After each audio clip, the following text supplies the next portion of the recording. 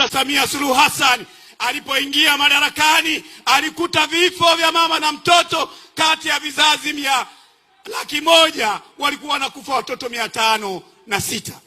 Baada ya yeye kuingia madarakani, kwa sababu sera ni bora, kati ya watoto 100,000 wanaozaliwa wanaokufa ni 104,000. Makofi kwa Dr. Samia Suluhu Hassan. Yani mwaka huu Mama Samia mitano.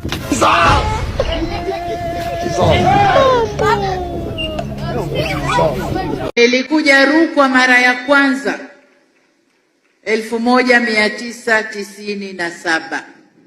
Nimekuja mara ya pili Rukwa kwenye kampeni za mwaka 1915.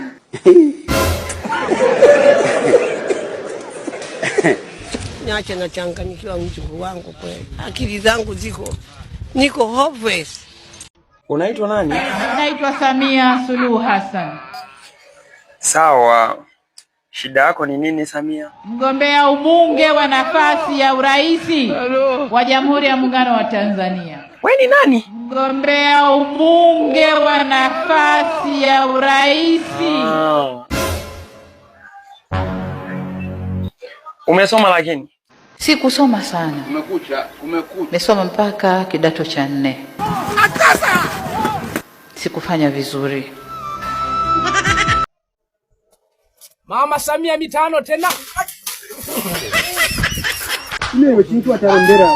Kujenga uzio ndani ya ziwa, kuwaweka mamba pembeni na kutoa maeneo ambayo kina mama wanaweza kufanya shughuli zao. Tumesema kuku wote watachanjwa bure. Lengo ni kuiweka nchi yetu kwenye orodha ya dunia, tambulike kwamba tunachanja, na huo ndio mradi wa pili wa utambuzi wa mifugo.